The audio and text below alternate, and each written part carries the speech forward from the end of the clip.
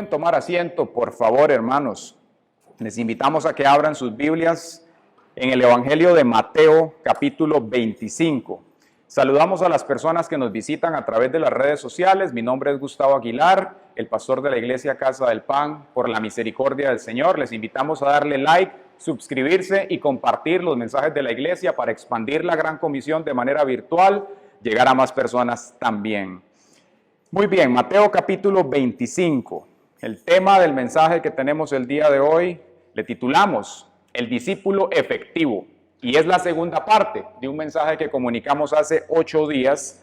Por tanto, hoy le vamos a dar la continuidad al mismo.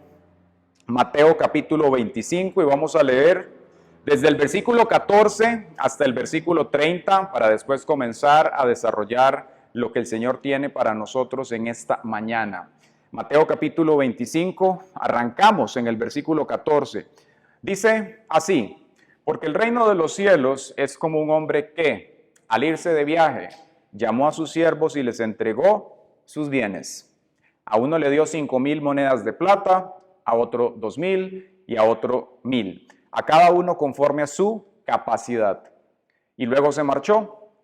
El que había recibido 5,000 monedas negoció con ellas y ganó otras 5,000. Asimismo, el que había recibido 2,000 ganó también otras 2,000. Pero el que había recibido 1,000 hizo un hoyo en la tierra y allí escondió el dinero de su señor. Mucho tiempo después, el señor de aquellos siervos volvió y arregló cuentas con ellos. El que había recibido de las 5,000 monedas se presentó y le entregó otras 5,000 y dijo: Señor, tú me entregaste 5,000 monedas y con ellas he ganado otras 5,000. Aquí las tienes. Y su señor le dijo: bien, buen siervo fiel, sobre poco has sido fiel, sobre mucho te pondré. Entra en el gozo de tu señor. El que había recibido las 2,000 monedas dijo: Señor, tú me entregaste 2,000 monedas y con ellas he ganado otras 2,000. Aquí las tienes. Su señor le dijo: bien, buen siervo y fiel, sobre poco has sido fiel, sobre mucho te pondré. Entra en el gozo de tu señor. Pero el que había recibido 1,000 monedas llegó y dijo: Señor, yo sabía que tú eres un hombre duro, que ciegas donde no sembraste y que recoges lo que no esparciste. Así que tuve miedo y escondí tu dinero en la tierra. Aquí tienes lo que es tuyo. Su señor le respondió: siervo malo y negligente, si sabías que yo ciego donde no sembré y que recojo donde no esparcí, debías haber dado mi dinero a los banqueros y, al venir yo, hubiera recibido lo que es mío, más los intereses. Así que quítenle esas 1,000 monedas y dénselas al que tiene 1,000, porque al que tiene se le dará y tendrá más, pero al que no tiene, aun lo poco que tiene se le quitará. En cuanto al siervo inútil, échenlo en las tinieblas de afuera, allí habrá llanto y crujir de dientes. Amén. Muy bien. Hace 8 días comentamos que estábamos desarrollando este tema que hemos titulado El discípulo efectivo. Y veíamos cómo es muy importante cuando nosotros venimos a la iglesia comenzar a entender verdaderamente a qué nos ha llamado el Señor. En otras palabras, Dios tiene expectativas de nosotros. Amén. Nosotros venimos, recibimos del Señor y orábamos antes. Dice la palabra que el Señor nos ha comprado a precio de sangre. Y si pensamos a nivel natural, cualquiera de nosotros que va a un local y compra algo, una herramienta, ropa, lo que sea, usted la va a comprar para su uso generalmente, para su utilización o la de otra persona. La palabra del Señor nos muestra la misma analogía, donde dice que Cristo viene y nos compra a precio de sangre. Y esa compra, cuando se realiza, no es para que aquel artículo pues se devuelva a la tienda de la cual fue sacado y que ocasionalmente venga a las manos del comprador y que permanezca en esta dinámica, sino para que aquello que se ha comprado permanezca en el sitio de aquel que lo ha adquirido, en este caso a precio de sangre, para los usos específicos que él lo ha comprado. ¿Cierto? Y entonces, a partir de esa compra que el Señor hace, nos dice la Escritura que Dios hace una transacción y una transformación. Y esa transformación va en miras, dice la Escritura, de que nosotros vengamos a ser reyes y sacerdotes. Tiene que ver con todo un cambio de vida, un cambio de mentalidad, un cambio de identidad, un entendimiento de la expectativa que Dios tiene de nosotros para servirle. Amén. No se supone que entonces ese artículo simplemente ciertos días de la semana esté a disposición del que lo adquirió o que entienda para qué lo ha llamado solamente una vez a la semana o una vez al año o cuando me siento bien o cuando me siento mal.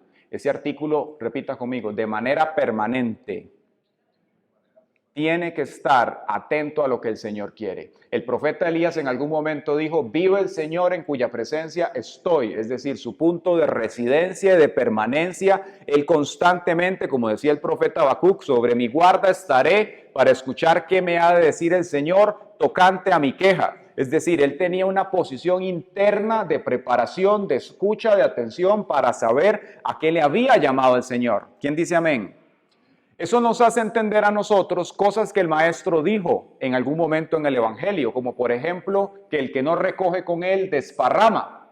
La idea que nos transmite el Señor es que Él tiene una forma de hacer las cosas. Él tiene un modo de ser y también tiene una manera de operar.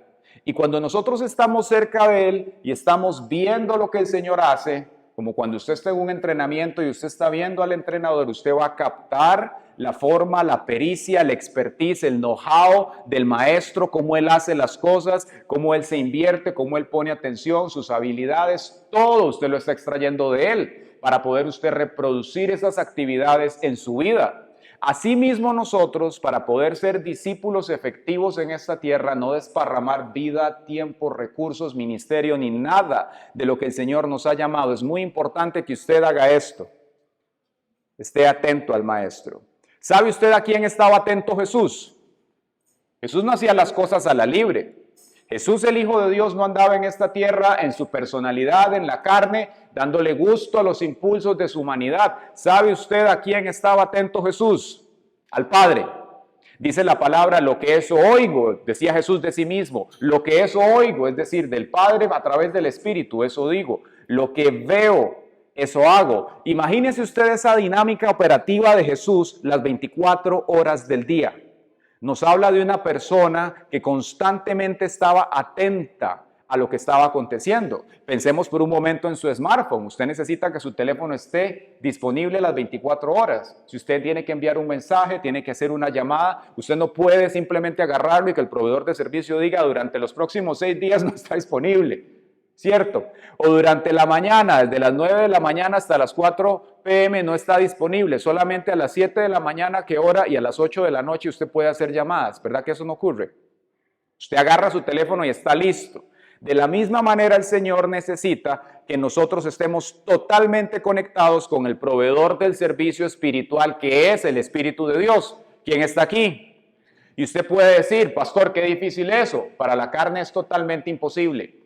Mas cuando nosotros estamos atentos al Espíritu de Dios, cuando usted anda en el Espíritu, entonces el Espíritu Santo va a alimentar su mente, su corazón, va a traer una sincronía y usted va a poder andar como el maestro anduvo. Lo que estaba escuchando, él opinaba, él hablaba en el Espíritu, no en la carne. Por consiguiente, cada palabra, cada comentario, cada cosa que él hacía tenía un impacto en todo lo que él estaba haciendo. Lo que él veía, lo realizaba. Nos habla de un ambiente de total comunión y de conexión con el Espíritu de Dios. Y ahí podemos entender lo que el apóstol nos dice. Si morimos, andemos entonces por el Espíritu. ¿Quién dice amén? Entonces, cuando nosotros hablamos de la efectividad espiritual, podemos entender que hay una parte que Dios demanda de nosotros. Estamos viendo en este texto que dice que el Señor de la casa viene y entrega talentos. ¿A quién le ha entregado Dios talentos aquí? Levante la mano el que tiene, aunque sea 1000 monedas. Hay gente que no levantó la mano. ¿Qué pasó? A todos el Señor nos ha entregado talentos. Y dice la Escritura que conforme a la capacidad de cada uno de nosotros, Dios nos ha dado talentos. Al que menos le dio 1000, a uno le dio 2000, a otro 5000, a otro le habrá dado 100,000. A todos Dios nos ha dado capacidades. Y nos enseña la Escritura que el maestro viene a hacer auditorías de lo que él pone en nosotros. Y esos bienes que Dios ha dado no solamente tienen que ver para cosas espirituales, sino también para cosas naturales. Porque la verdad de las cosas es que no hay separación de lo uno con lo otro. Muchas veces en la iglesia se habla de lo secular y de lo espiritual. Desde la perspectiva de Dios todo está integrado. Él te dio todo para un propósito en esta vida. y Él te pide cuentas de lo que te da. Según los talentos y las capacidades, Dios va a venir de tiempo en tiempo a ver cómo has invertido lo que Él te dio. Y si has sido fiel en lo poco o mucho que te ha dado, Él te multiplica, te aumenta todo lo que ha puesto en tus manos. Entonces vemos aquí 4 individuos. Está el Señor. Está uno al que se le da 5,000, otro al que se le da 2,000 y otro al que se le da 1,000. Y dice que cada uno de ellos hace un uso distinto. Los 2 primeros logran multiplicar con una tasa de rendimiento del doble lo que Dios les entrega. Pero el último nos dice que no hace absolutamente nada. Y más bien le traslada la culpa al Señor y le dice, es que como usted es tan exigente, como usted es tan duro, yo tuve miedo y entonces enterré las capacidades que usted puso en mi vida. Dice que el Señor lo trata no como un siervo muy bueno y tranquilo, lo trata como un siervo negligente, malo. Y hablábamos hace 8 días de esta característica que muchas veces el ser humano exhibe, que es la pasividad. Y cómo la pasividad verdaderamente viene a ser algo que drena la efectividad de las personas. Pero hablábamos de algo muy interesante y le llamamos las 3E. De pronto usted lo ha escuchado en las teorías de la administración y en la literatura contemporánea, y esto se puede aplicar a la espiritualidad. Tenemos la eficiencia, tenemos la eficacia y tenemos la efectividad. Vamos a explicar de manera sucinta cada uno de ellos. Si usted quiere escuchar la explicación completa, la prédica está ya disponible en el canal de YouTube. Se llama igual, El Discípulo Efectivo, pero vamos a explicar ahorita de una manera rápida para poder continuar con lo que nos sigue hoy. Si nosotros hablamos de eficiencia, a lo que estamos hablando es a aquella capacidad de hacer algo utilizando la cantidad mínima de recursos para lograr un resultado. Y poníamos un ejemplo. Si a usted le dicen, tiene que hacer una casa y tiene un plazo y le damos un presupuesto y son 100 millones y tiene un plazo de 100 días, usted puede ser eficiente, puede ser eficaz o puede ser efectivo. Se puede ser eficiente sin ser eficaz, se puede ser eficaz sin ser eficiente. Dios quiere de nosotros que seamos efectivos y ya vamos a ver por qué. Explicamos qué es la eficiencia, que es hacer algo utilizando las cosas de manera óptima. Es decir, usted tiene este plazo y tiene este presupuesto de 100 millones y de 100 días. Si usted fue eficiente, de pronto usted pudo terminar la casa con 90 millones. Utilizó menos del recurso, del presupuesto que se le dio, pero puede que usted la haya hecho en 150 días, no fue eficaz, no la hizo en el plazo que tenía que hacerla. O usted puede ser eficaz, que eficaz es el nivel de consecución de metas y objetivos, es decir, solamente mide terminar el objetivo. Usted pudo haber sido eficaz, más no eficiente. Usted pudo haber terminado la casa en 90 días y haber utilizado 150 millones. No hizo un uso eficiente del recurso, pero lo terminó en el plazo que tenía que hacerlo. Logró ese objetivo. No fue eficiente, más fue eficaz. Y nos habla de la efectividad también, que es la combinación de las anteriores. Es decir, la consecución de metas y objetivos haciendo el mejor uso de los recursos que se nos entregan. Un ejemplo de esto natural, terminar la casa en 90 días con 90 millones. Se fue eficiente, se fue eficaz, como resultado fue efectivo en lo que tenía que hacer. Entonces, el maestro les está hablando aquí a ellos de rendimiento, de los talentos que les ha dado a cada uno, y Dios viene a hacer una auditoría. Dios quiere que nosotros seamos efectivos en lo que estamos haciendo. ¿Y por qué es importante que nosotros seamos efectivos con ese criterio? Vamos a ver que hay 2 criterios principales con los cuales Dios nos mide. Nos habla aquí de los bienes. ¿Por qué es importante que nosotros seamos efectivos? Porque Dios pide cuentas, porque a partir de eso vamos a impactar nuestras vidas, nuestras familias, la gente que ya está afuera, todo lo que el Señor quiere. Pero apliquemos esto a una dinámica espiritual, es decir, ¿qué es la eficiencia y la eficacia espiritual? ¿Cómo lo logramos? Usted lo puede ver en esta diapositiva. Para que usted pueda ser eficiente, es decir, pueda hacer un uso óptimo de los recursos que Dios le dio, la única forma en la cual usted lo va a poder hacer aquí en la tierra es andando en el Espíritu, ¿sí? Definamos lo que es la eficiencia espiritual, utilizando la lógica que acabamos de revisar aquí, lo que la palabra del Señor nos dice. Podríamos definirla de esta manera: la eficiencia espiritual es hacer un uso bueno de los recursos que Dios nos ha dado en los diferentes campos de nuestra vida personal, profesional y ministerial. La eficiencia espiritual. Usted la va a lograr si usted puede andar en el Espíritu, ¿sí? Una persona pueda que sea muy eficiente naturalmente hablando, y usted la puede ver que en apariencia es alguien eficiente, aún espiritualmente. Esta persona le puede decir, vea, pero es que yo hago estudios, yo oro, yo hago esto y yo hago lo otro, pero no necesariamente esa persona es eficaz espiritualmente. Un ejemplo, los fariseos diezmaban todo, el comino, el eneldo, etcétera, pero su corazón no estaba en el propósito de Dios. En apariencia era gente muy religiosa, observante, no fallaban con las cosas, pero no estaban en lo que tenían que estar. Cuando hablamos de la eficacia, que es lo que mide la consecución de metas, estamos hablando de lo siguiente: es aquel cristiano que logra hacer lo que Dios le ha pedido, aunque le tome más tiempo y esfuerzo del que debería. Es decir, lograr un objetivo. Pero se puede ser eficaz espiritualmente sin ser eficiente. Y veíamos el ejemplo de Israel, que le tomaba 11 días entrar en la tierra prometida, pero duraron 40 años. ¿Por qué razón? Por su rebelión. Su corazón no estaba en el asunto, en el propósito de Dios. Iban tras los ídolos que estaban en su corazón, que Egipto sembró durante 400 años. Y vemos un ejemplo de una persona efectiva espiritualmente en la vida de Jesús. Cuando Él nos dice la palabra, hablándole al Padre, le dice, Padre, he cumplido la obra que tú me has mandado. Jesús se preparó 30 años y en 3 años sacudió la humanidad entera. No fue a los 50, no fue a los 60, en 3 años le tomó a Jesús ser totalmente efectivo en lo que estaba haciendo. ¿Sabe usted cómo Jesús logró ese nivel de efectividad en todo lo que hacía? Porque Jesús andaba en el Espíritu las 24/7. ¿Quién dice amén?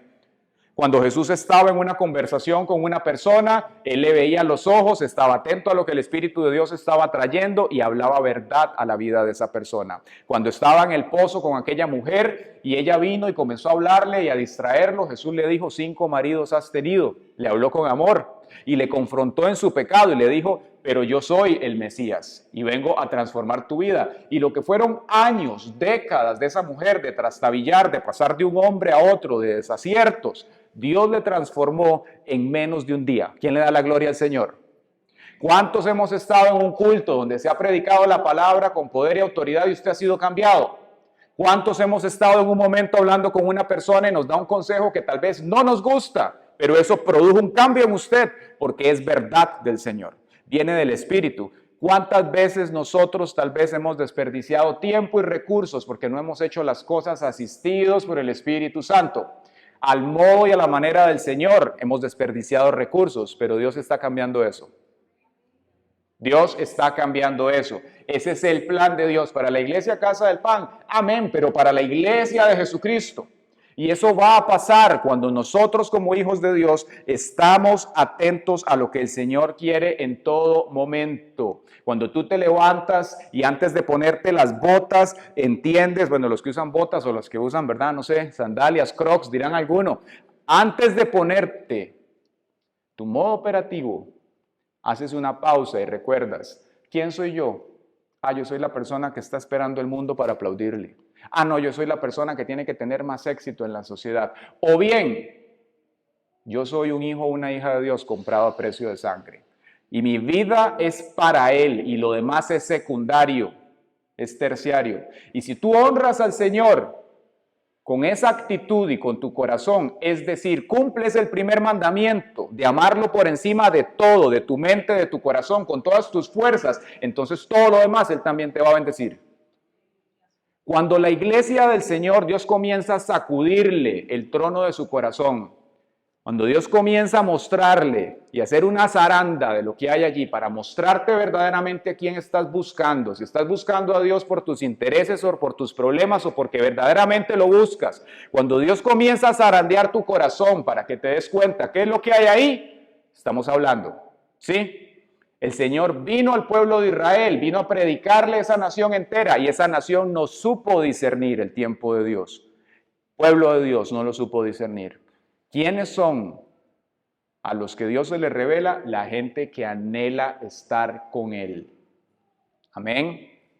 ¿Y por qué así? ¿Por qué Dios tan selectivo? Porque Dios no es un Dios sobrado. Amén. La palabra del Señor dice, me buscarán y me hallarán cuando me buscaren de todo corazón. Quiere decir que Dios quiere revelarse a ti.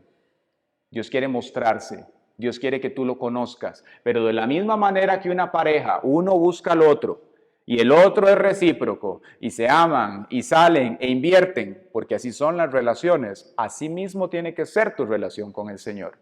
Póngase usted en los zapatos de una pareja, aquellos que tienen novio o esposo, y que de un pronto a otro aquella contraparte, usted le llama, no le responde las llamadas, no le responde mensajes, usted le busca, no le responde. ¿Qué es lo que va a pasar en su corazón? Usted se despista, ¿cierto?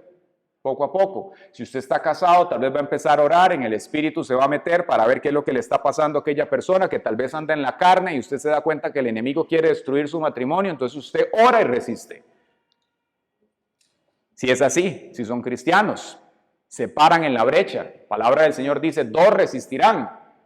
No pueden andar dos juntos si no estuvieran de acuerdo. Lo mismo es con el Señor. Lo lindo de Él es que Él permanece fiel cuando nosotros somos infieles. Él siempre está allí disponible para nosotros. Pero Él, vuelve a ver al que está al lado y dígale, no negocia con nadie.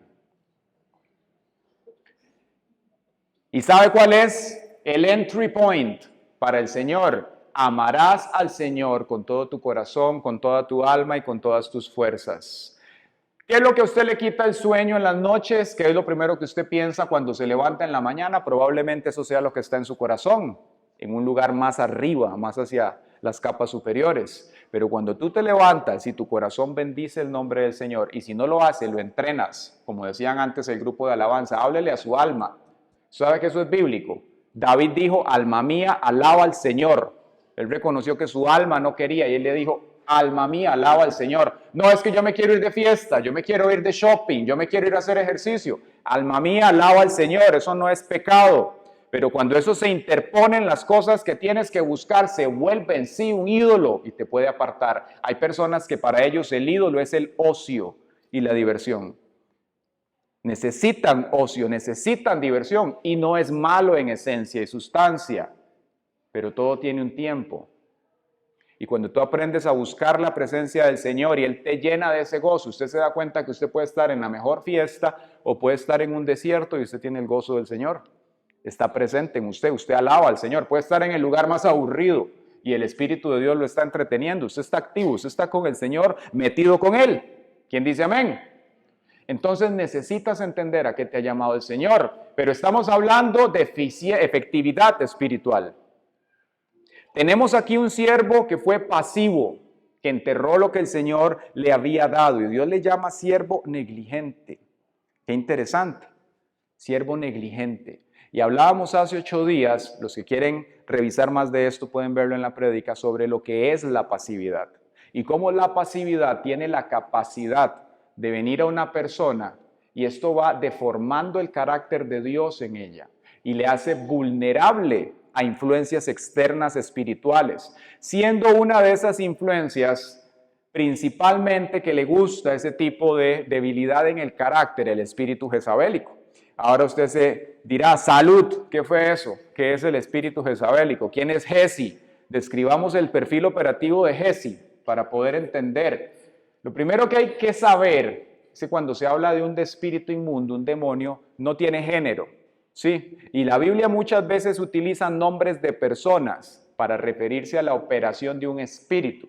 Entonces, Jezabel fue una persona. Vamos a verlo desde diferentes maneras. Vamos a ver 3 enfoques para entender la operación de este espíritu. Vamos a verlo a nivel político, vamos a verlo a nivel psicológico y luego vamos a verlo a nivel espiritual para entender cómo trabaja este espíritu. Pero veamos la descripción que el mismo Dios hace de este espíritu en Apocalipsis. Ahora usted dirá, ¿cómo? 600 años después Dios está hablando de esta persona. Sí, porque es un espíritu. Entonces nos habla en Apocalipsis capítulo 2. Aquí está el Señor hablándole a la iglesia de Tiatira. Dios viene en una secuencia hablándoles a las 7 iglesias de lo que está bien y de lo que está mal en cada una de ellas. Sí, Dios nos habla de lo que está bien y nos aplaude y Dios se siente complacido cuando hacemos las cosas bien. Y cuando hay algo que no, Él nos dice, hey, hay que cambiar esto, hay que cambiar lo otro, porque Él es un padre y al que ama Él corrige. A la iglesia de Tiatira, el Señor le habla y le dice lo siguiente, comenzando en el 18. Escribe al ángel de la iglesia en Tiatira. Así dice el Hijo de Dios, cuyos ojos son como una llama de fuego y cuyos pies se asemejan al bronce pulido. Yo conozco tus obras, tu amor y tu fe, tu servicio y tu paciencia. También sé que tus últimas obras son mejores que las primeras, pero tengo algunas cosas contra ti. Tú toleras a Jezabel, esa mujer que se llama profetisa, pero que seduce a mis siervos y los lleva a incurrir en inmoralidad sexual y a comer lo sacrificado a los ídolos.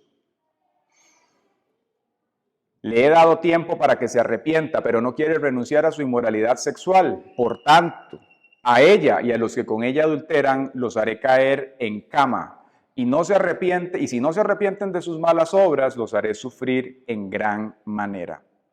Muy bien, decíamos que aquí el Señor viene a hablarle a la iglesia de Tiatira en el 90 después de Jesucristo. Estamos hablando de más de 400 años después de lo que fue la campaña política de Acab y Jezabel en el tiempo de los reyes. Y Dios viene a tomar de manera simbólica, como lo es el libro de Apocalipsis, el nombre de Jezabel, para referirse a una influencia totalmente paralela de lo que había acontecido en el tiempo de los reyes durante el reinado de Acab, que fue un rey de Israel. Y Dios hace aquí una serie de menciones de cosas de lo que la influencia de ese espíritu estaba ocasionando, no en el mundo, no en Ibiza, no en Los Ángeles, no, en la iglesia del Señor. Y esto nos hace a nosotros entender cómo ese espíritu trabaja en la iglesia de Jesucristo. Esto es después de Cristo, cómo ese espíritu y otros pueden venir a tratar de manipular a las personas. Y la iglesia, las personas cuando están buscando al Señor, pues no necesariamente la gente hace las cosas adrede. ¿Quién quiere desobedecerle al Señor adrede y decir voy a desobedecer? Es como raro eso. Pero la mayoría de las veces el enemigo trabaja de forma oculta entre las personas. Va manipulando las emociones, la mente, el corazón para después hacerlos incurrir en lo que quiere. Pero decíamos que íbamos a ver esto en tres enfoques. Veámoslo primero a través de la campaña política de Acab. En el pueblo de Israel el Señor establecía reyes, siempre eran hombres. Y el Señor había dado un mandamiento que era que los reyes tenían que leer lo que ellos conocen como la Torá constantemente. Es decir, ellos tenían que conocer lo que la Escritura dice. Si hacían eso, pues obviamente su reinado iba a ser bendecido, porque las decisiones que tomaran iban a ser asertivas y Dios iba a involucrarse en lo que ellos estaban haciendo. Pero cuando el rey no tenía esto, no era un rey temeroso, pues era muy fácil que se equivocara y que tomara malas decisiones y que entonces todo el país sufriera. El caso de Acab es así. Ahora, Acab ocurre algo muy interesante. Hablemos de la campaña de él. ¿Qué cosas logró hacer Acab? Para que usted vea cómo lo que usted pudiera ver en apariencia como una persona exitosa en la vida, no necesariamente espiritualmente está donde Dios lo quiere. Acab fue un excelente dirigente militar, él fue exitoso. Cuando nosotros vemos, él pudo mantener en sujeción a los moabitas. En Segunda de Reyes vemos todo esto, en el capítulo 3. Él vivió en términos amistosos con los fenicios, pudo mantener la paz en el territorio de Judá. Tuvo el ejército más grande de todas las naciones que estaban entre Asiria y Egipto. Cuando Ben-Hadad II, el de Damasco, y los aliados de él sitiaron Samaria, Acab los confrontó y los pudo sostener. Un año después, cuando volvieron, él los volvió a vencer y la guerra fue todavía más recia. Estableció concesiones económicas con los mercaderes israelitas y abrió negocios en los bazares de Damasco. Él mantuvo conexiones amistosas con los fenicios y trajo riquezas al país. Aumentó la inversión en la infraestructura, hizo crecer la nación en este sentido. Eso lo vemos en Primera de Reyes 22. Y él no estaba solo, tenía a Gesi allá a la par, trabajando. Gesi como tal era fenicia. Y ella pues era hija de un sacerdote rey de Tiro en Sidón. Ella fue dada en matrimonio para el rey Acab para convenir una alianza con Samaria.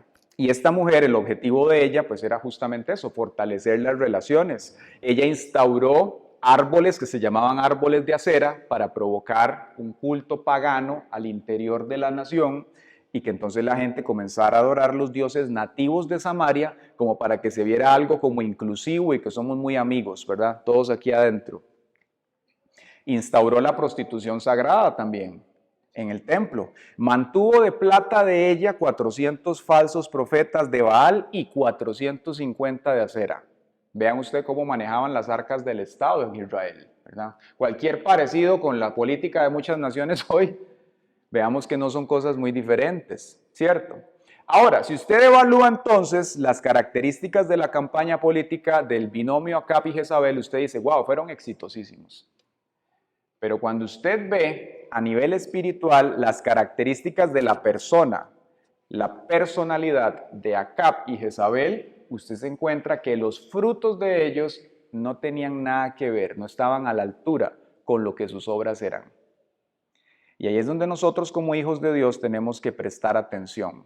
Nosotros hemos visto muchas veces gente que ha venido quebrada a los caminos del Señor, quebrada en todo sentido, y Dios los restaura, los levanta, los perdona y hasta los bendice económicamente. Y cuando aquello ocurre, muchas veces ha habido gente que se aparta del Señor.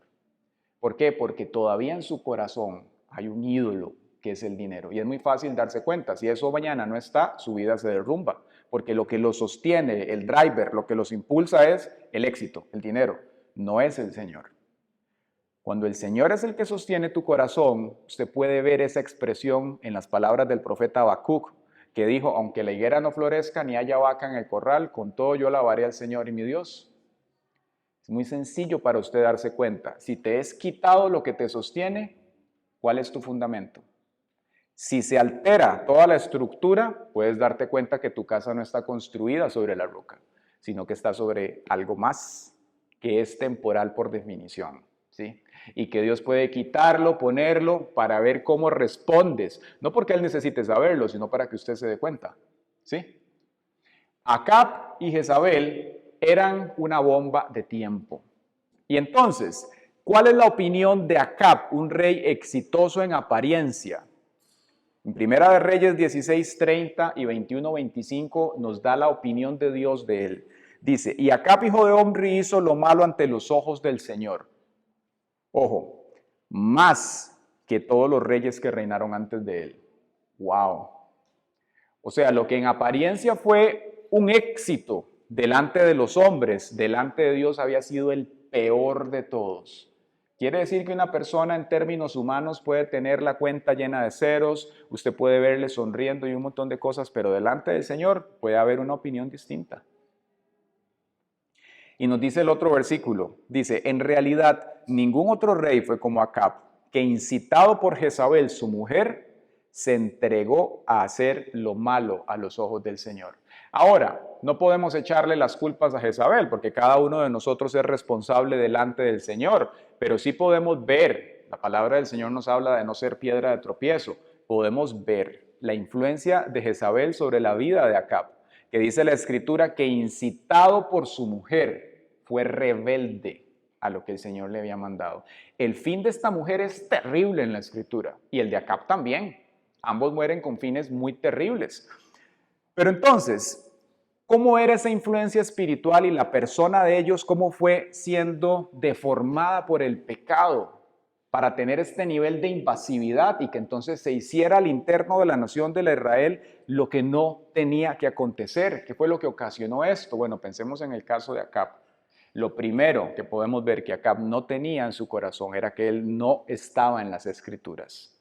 Si Acab hubiese leído, aunque sea una vez, la palabra, él se hubiera dado cuenta que no tenía que casarse con una mujer extranjera, que era malo que él codiciara la viña de Nabot, entre otras cosas que él hacía.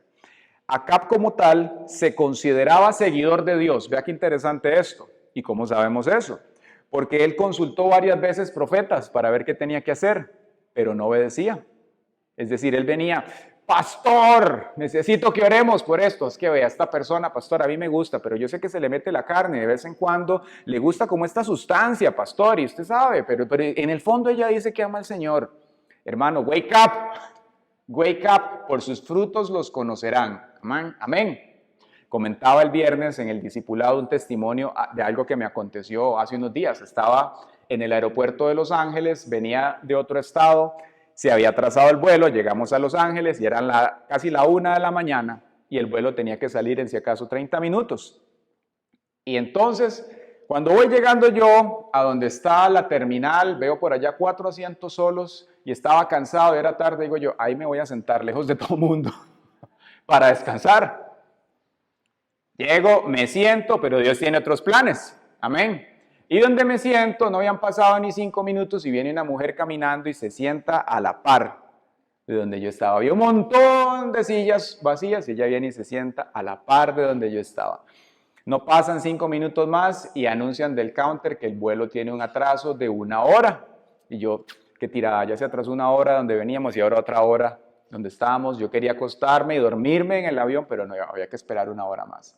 Y entonces, digo yo, hago una expresión como, qué tirada. Y entonces esta mujer aprovecha y dice, sí, y entonces empezamos a hablar. Pero cuando ella venía caminando así, antes de sentarse, donde pasa y se sienta, el Señor me hace saber lo siguiente, que ella estaba en una relación inadecuada, que la persona con la cual ella estaba en la relación la había llevado a ella con brujería para estar en esto y que él tenía un plan con ella. Yo estaba callado porque yo estaba esperando a ver por dónde iba a reventar la paloma, ¿verdad? ¿Qué iba a hacer el Señor? Pero entonces comenzamos a hablar y cuando ella venía caminando, venía hablando por celular. Cortó, nos sentamos y pasó lo que acabo de decir. Y conforme comenzamos a hablar, me dice, bueno, ¿y a qué se dedica usted? Le digo, yo soy pastor y soy ingeniero. Ay, ¿cómo así? Yo estaba hablando con mi mamá porque mi mamá me estaba diciendo que ella estaba orando por mí, por esto. Le digo, entonces comenzamos a desarrollar el tema. Le digo, ¿y usted qué se dedica? Y me dice, bueno, yo era bailarina profesional de ballet y por eso me vine aquí a Los Ángeles a vivir. Era muy buena en eso. Pero yo empecé a sentirme incómoda con eso que yo hacía. Entonces yo empecé a orar y a pedirle a Dios que me dijera si Él quería o que me guiara, si Él quería que yo estuviera en eso. Y me abrió una puerta para estudiar psicología para niños. Y estudié y dejé eso. Yo, qué bueno. La palabra de Dios dice que hay que buscar primeramente el reino de Dios y Dios bendice. Sí, amén. Qué bueno. Me dice, vieras que yo quería hacerle una pregunta. Y le digo, ¿qué pasó? Me dice, es que verás que yo estoy en una relación con una persona. Le digo, ¿en serio? Me dice, sí, pero a mí me pasó algo muy raro con él. Dice, y es que yo era casada y me divorcié. Y durante mi matrimonio, cuando yo estaba con mi anterior esposo, 4 veces yo tuve un sueño. Y en ese sueño yo veía a este hombre de hoy que me salía en el sueño. Y siempre que me salía, yo lo veía con los ojos amarillos, que me salía en el sueño.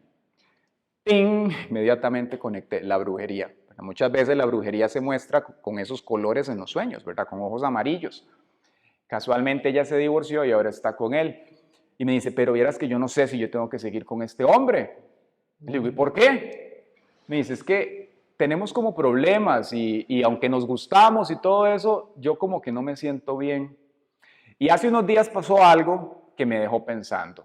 Le digo, ¿qué pasó? Me dice, vieras que estábamos en un lugar sentados y en eso que yo lo veo a él al frente mío, de su oreja, dice, yo vi que le salió un humo.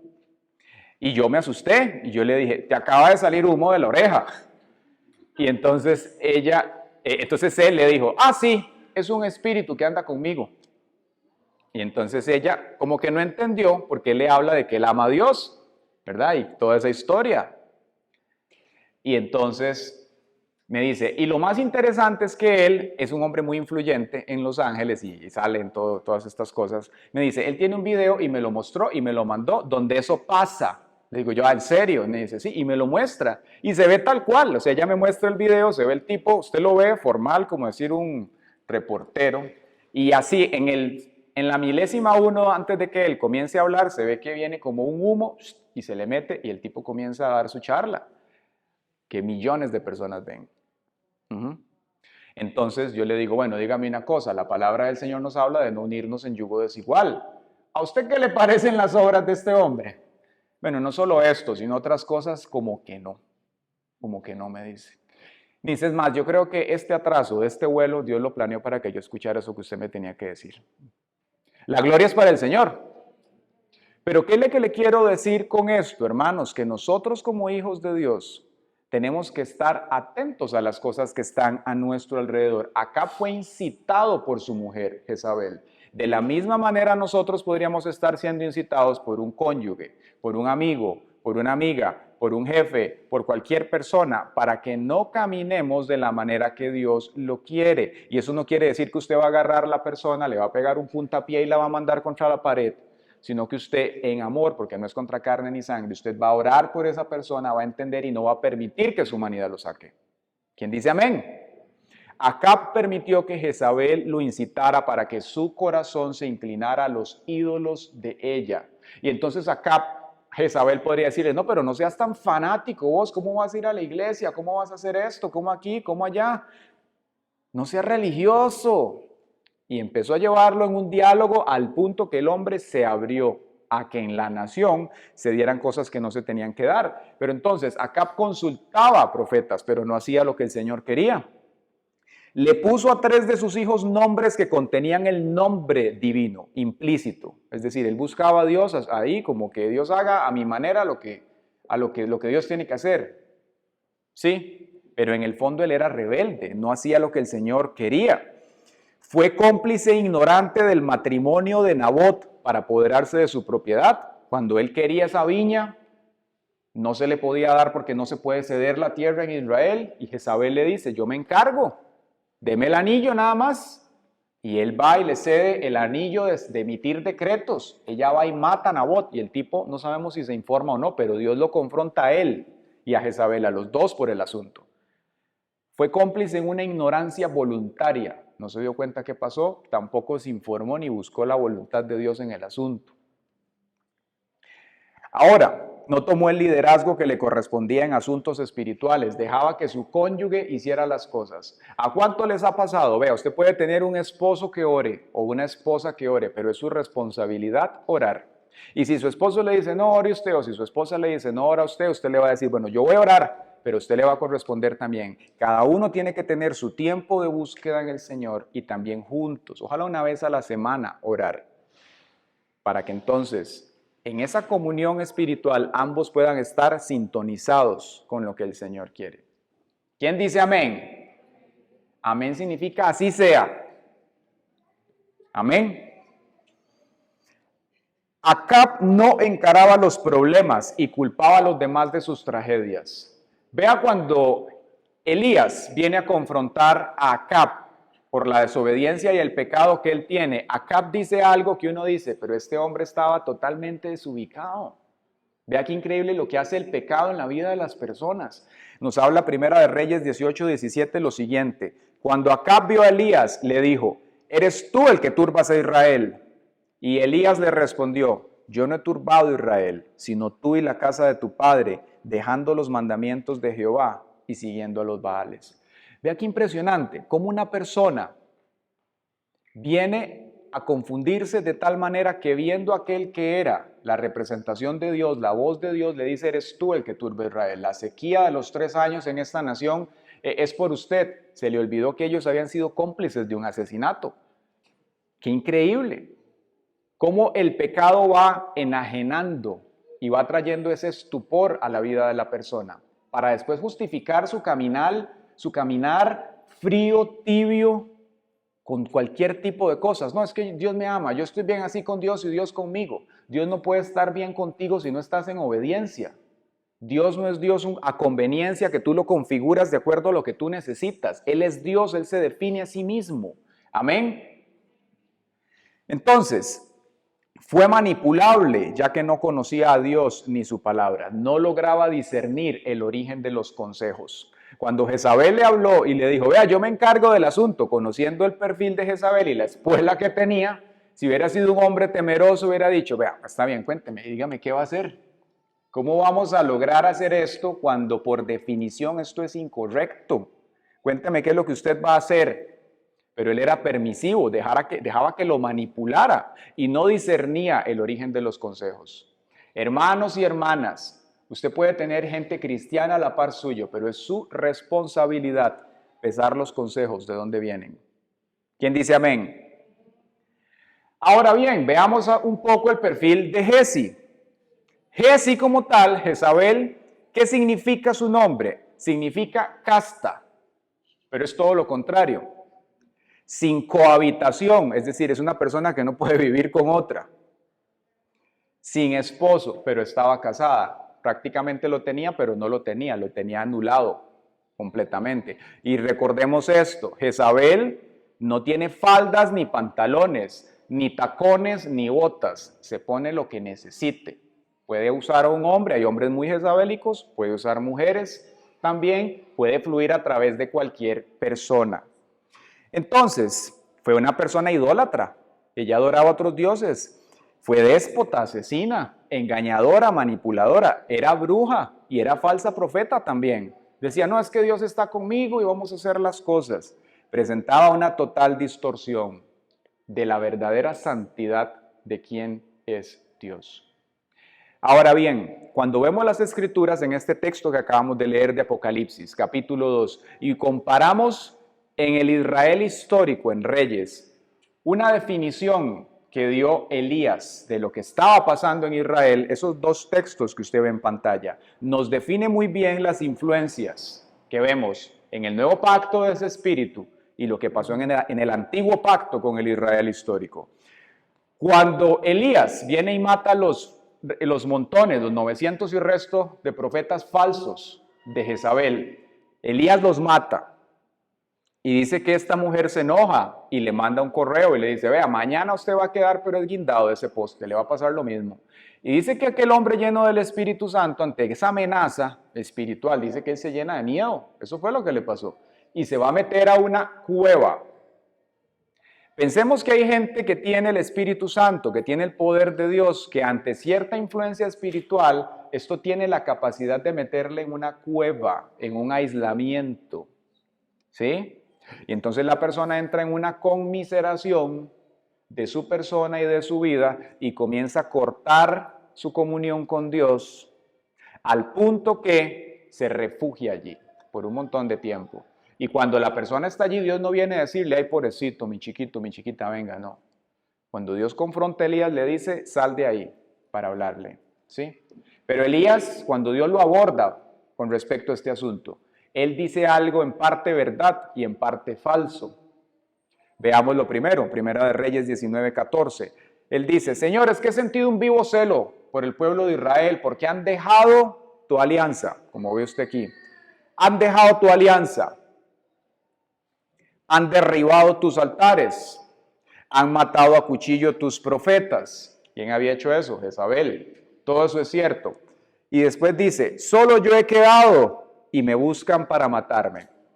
Ahí está el pobrecito yo. ¿Quién dice que solo él había quedado? Dios viene y le responde, Elías, quedan 7,000 rodillas que no se han doblado ante Baal. Pero podemos ver la influencia de ese espíritu en su mente. Era cierto, habían matado un montón de profetas, era verdad, habían derribado altares, era cierto que habían dejado la alianza del Señor, pero la nación políticamente y estructuralmente se había levantado. Pero no era verdad que solamente él quedaba. Y no debía estar en ese lugar lamentándose por lo que estaba pasando. Había mucho camino que seguir, le dijo el Señor a Elías, con lo que él tenía que lograr. ¿Quién está aquí? Ahora, vemos entonces que el Señor viene y habla. Vimos antes en Apocalipsis que la iglesia toleró a esta mujer Jezabel, que le dice que se llamaba profetisa, que seducía a los siervos a la inmoralidad sexual. Jezabel tenía esto, que les enseñó a caminar en idolatría y que le dio tiempo para arrepentirse, pero no lo ha hecho. Viendo un análisis de la campaña política, del perfil psicológico de este par, veamos la influencia espiritual que tenían. Traigamos esto a la mesa hoy de ambos versículos. ¿Qué podemos ver que tenían estas personas? Ambas influencias las vemos plasmadas y paralelas, afines. Genera el espíritu jezabélico perversión, trae idolatría, induce rebelión, aislamiento, desánimo, temor, falsa profecía, ataques al liderazgo, ataduras sexuales, hechicería, manipulación, complacencia, orgullo y pasividad. Ese es el perfil de ese espíritu, para que usted vea cómo se maneja. Ahora, un punto interesante acá es la hechicería. Porque cuando uno habla de hechicería, la persona se imagina ahí el macumba, ¿verdad? Con la gallina o el sapo haciéndole un montón de cosas, como el Doctor Strange o la versión contemporánea del Harry Potter, una cosa así. Pero por definición, usted sabe qué es la hechicería. Al nivel más fundamental, es manipulación. ¿Qué es lo que hace un brujo o una bruja? Es utilizar medios espirituales, magia blanca, magia verde, magia roja, magia negra, para lograr un objetivo que no obtiene por los medios correctos. Ajá. Entonces, la palabra del Señor nos dice que como pecado de adivinación es la manipulación, como hechicería. Entonces, el pueblo de Dios muchas veces ha caído en manipulación, ¿sí? En hechicería, como confrontó Samuel en ese momento, el profeta Samuel a Saúl, por querer hacer cosas en su carne y manipular. Y sabe que a lo interno de la iglesia nosotros hemos escuchado casos de personas que practican magia blanca. ¿Y qué es la magia blanca? La magia blanca los brujos la definen como el poder hacer hechizos que no son dañinos para lograr un objetivo. Entonces usted ve que le prenden velas a santos, los santos están muertos. La palabra de Dios nos dice que no hagan invocaciones a los muertos, eso es magia blanca, eso es hechicería. A lo interno de la iglesia hay personas que van y hacen rezos para que le venga el buen esposo o la buena esposa, hay personas que ponen moneditas, ponen candelitas para que pase una cosa, eso es brujería y hay que arrepentirse de eso, ¿sí? La palabra del Señor dice, llamarás a lo bueno bueno y a lo malo malo por su nombre. Nosotros como hijos de Dios entonces, ¿qué tenemos que hacer? Bueno, tenemos que aprender a detectar la influencia de este espíritu. Y algo que hace es, cualquier espíritu inmundo, cuando viene a influir en una persona, eso crea aleaciones espirituales. ¿Usted sabe qué es una aleación? Es cuando se toman dos metales que son de diferente peso, de diferente consistencia, y entonces por vías de calor o de velocidad o termodinámica se hacen unir. Bueno, las aleaciones espirituales es cuando viene un espíritu inmundo a una persona, comienza a influir al punto que su personalidad comienza a volverse afín a esa influencia, ¿sí? Entonces la persona se puede volver mentirosa compulsiva, se puede volver orgulloso de una manera muy soberbia, ¿verdad? Puede caminar en pecado sexual sin romperlo y se vuelve parte de su personalidad. Ahora bien, pastor, ¿por qué menciona esto? Porque es importante que nosotros como iglesia recordemos a qué nos ha llamado el Señor. Comenzamos hablando acá que Dios quiere discípulos efectivos. Amén. Y para Dios poder construir en la vida de una persona, Él no pone remiendos, Él no hace, como dicen allá afuera en los mercados, cambalaches, ¿cierto? Dios dice la palabra que Él destruye primero, Él arranca y luego construye con el material divino. Él no pone remiendos, Él construye. Entonces, cuando el pueblo de Dios viene al Señor y venimos con toda nuestra humanidad y este perfil, usted es lo que se va a topar de frente, es un madero, ¿sí? Y ese madero determina su crecimiento. Si usted llega a ese madero y coloca su vida allí y estás crucificado juntamente con Cristo, entonces vas a poder pasar a través de una puerta estrecha al reino de Dios. Y atravesándolo entonces, a partir de esa muerte vas a poder trascender y Dios va a empezar a construir en tu vida. Pero ¿qué significa colocar tu vida en ese madero? Significa morir para poder trascender. Morir a mi personalidad, morir a mi humanidad, morir al pecado, morir a los ídolos, morir al miedo, morir a todas esas cosas que el enemigo le sirven como puntos de contacto para venir entonces a influir en tu vida, a incitarte como hizo Jezabel. ¿Y cuál es el llamado de Dios a la iglesia? No tolerar eso, no tolerar. Usted tiene, como decíamos hace 8 días, que sacudirse de esa influencia propia que puede estar en tu vida. Como decíamos, tal vez fue la cultura familiar, fue lo que aprendiste o aún tu personalidad es muy afín a eso. Tienes que morir para que entonces el Espíritu de Dios coloque la vida de Dios en tu vida y lo que va a ser construido es Cristo en ti. ¿Quién dice amén? Es Cristo en ti. ¿Cómo vamos a ser libres entonces? Les pido que me acompañen 10 minutos más. ¿Cómo es libre una persona espiritualmente hablando? Necesitamos caminar 100 metros más para poder orar. Nosotros, para ser libres espiritualmente, necesitamos ubicar los asideros. ¿Qué son asideros? Los asideros son aquellos lugares donde se refugian los demonios. ¿Sí? ¿Cómo ingresan ellos? Bueno, ellos van a venir por medio de los derechos legales. ¿Qué le da un derecho legal a un espíritu inmundo? Una infracción de la ley, es decir, el pecado. Eso abre una puerta y se hace un asidero. La buena noticia es, la palabra del Señor nos dice en 1 Juan 3:8, lo siguiente: para esto ha sido manifestado el Hijo de Dios, para deshacer las obras del diablo. Amén.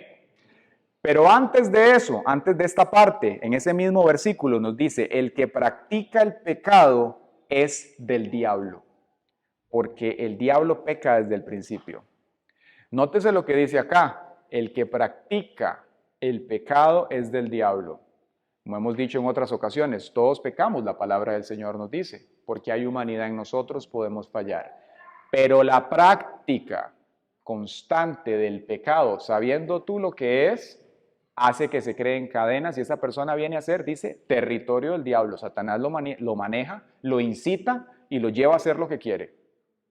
Y entonces es cuando la gente viene y dice, es que no puedo dejar de pecar, no puedo romper esta atadura, pastor, por más que quiero no puedo. Tienes que morirte, para que entonces los puntos de contacto que Satanás tiene en tu vida se quiten, le sean quitados, y él no pueda entonces acercarse a ti. Pecados generacionales, hechicería, brujería, la mente carnal, caminar, escuchamos la palabra del Señor, pero nuestra opinión puede más que lo que nosotros decimos. La vida, la cultura, lo que me enseñaron en la calle, la ley del mundo es lo que dice, lo que no es que a mí me parece que tal cosa, no, no es lo que nosotros pensamos, es lo que el Señor ha opinado. Cielo y tierra pasarán, mas su palabra no pasará. ¿Quién dice amén? Abusos que hemos atravesado en algún momento, abusos de autoridad, abusos sexuales, abuso de cualquier tipo, traumas. Evaluar las aleaciones en nuestra personalidad, carácter de nosotros que tiene que ser transformado. Y una vez que hemos identificado esos asideros para poder eliminarlos, entonces venir al Señor para poder ser transformados. Gálatas 5, del 24 al 25 nos dice, y los que son de Cristo han crucificado la carne con sus pasiones y deseos. Si vivimos por el Espíritu, vivamos también según el Espíritu. Amén. Voy a pedirle al grupo de alabanza que pase y que nos pongamos de pie para orar. Hoy vamos a presentar nuestras vidas delante del Señor. Y es muy importante que usted esté atento a lo que el Espíritu de Dios está haciendo. Hablábamos al inicio del culto que Jesús caminó estando conectado con el Espíritu Santo. ¿Sí? Si Jesús caminó conectado con el Espíritu Santo, fue una persona efectiva en lo que hacía. Y por cuanto Él estaba así, cuando Él oraba, las cosas pasaban, porque Él podía discernir lo que estaba pasando en el ambiente. De la misma manera el Señor nos llama a nosotros a ser conscientes y a entender lo que está pasando en el ambiente. Desde mayo el Señor ha venido hablando a la iglesia que Dios está dando crecimiento a la iglesia Casa del Pan. ¿Quién está aquí? ¿Quién ha estado aquí? Amén. Cuando usted está conectado con el Espíritu Santo y el Espíritu de Dios le hace saber lo que tienes que hacer y lo que está pasando, entonces pone delante tuyo una intersección para saber si tú vas a caminar para poder entonces sembrar y construir y cosechar, o vas a seguir tus caminos para seguir desparramando. Así que de la misma manera que Josué le habló al pueblo de Israel en un momento en la tierra prometida y le dijo, decidan hoy a quién servir, si al Señor o a los Baales, mas yo y mi casa serviremos al Señor. Así nos dice Jesús a nosotros, decide hoy a quién servir, si a mí y a mi reino o a tus deseos, a el ocio, a la diversión, al pecado y a todo lo que está allá afuera. Y Dios no te llama por medio de esto, callamos toda voz del diablo, a que tú creas que eso significa que usted se va a volver una persona sin vida. Eso es una mentira del diablo. Cuando Dios te dice que rindas tu vida delante de Él, lo que te está hablando es de poder reconocer para qué te formó Él y qué estás haciendo en la tierra. Amén. Cierre sus ojos, vamos a orar. Gracias, Señor. Gracias, Señor. Oh, gracias, Espíritu Santo. Urra baba sandara baba bakandara masenda. Urra baba shekatara basandara mama makanda. Irra baba seta. Orro kotorobo sondororo sondo. Padre, presentamos delante tuyo esta iglesia en el nombre de Jesús. Gracias, amado Dios, por cada persona que está aquí presente. Señor, hoy se ha presentado tu palabra, se ha presentado tu verdad delante de esta iglesia. Y estamos orando, Señor, para que la sangre del Cordero de Dios cubra esta iglesia totalmente, Señor. Sea rociada la sangre de Cristo Jesús sobre tu iglesia, sobre tu cuerpo ahora.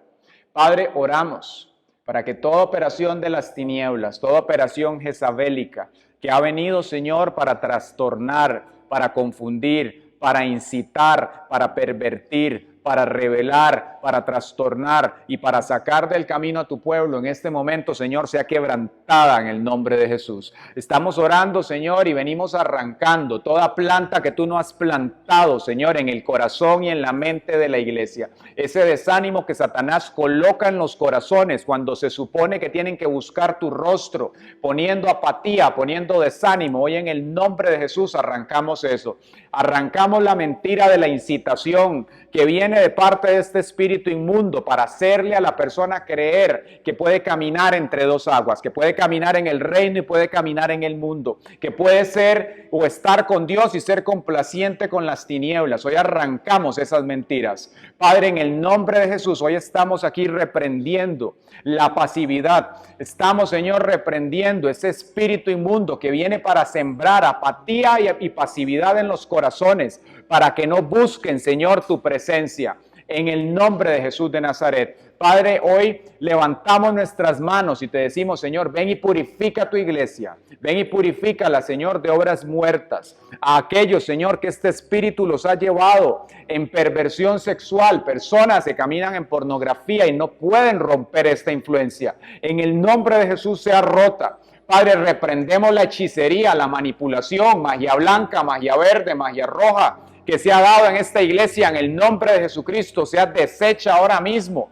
Padre, la rebelión que Satanás ha querido impulsar sobre las mentes, sea desarmada ahora, arrancada en el poderoso nombre de Jesús de Nazaret. Padre, que venga el Espíritu Santo barriendo, Dios, con la potencia, Señor, arrolladora de tu río, lavando, Señor, esta iglesia y llevándose en el nombre de Jesús de Nazaret toda pasividad, toda obra muerta, obras de la carne que le impiden a las personas, Señor, ingresar en las dimensiones del Espíritu a las cuales tú les has llamado. Venimos pisoteando, hollando serpientes y escorpiones y recordando, Señor, y reclamando las palabras de Elías sobre Jezabel, que es derribada desde los cielos y que sus obras son expuestas, descubiertas y que es comida por los perros. Asimismo, en el nombre de Jesús, Señor, como tú lo dijiste sobre la iglesia de Tiatira, sea enviada sobre cama esa operación, sea derribada, echada por el suelo, en el nombre de Jesús de Nazaret, Señor. Para tu gloria, para tu honra, estamos orando, Dios.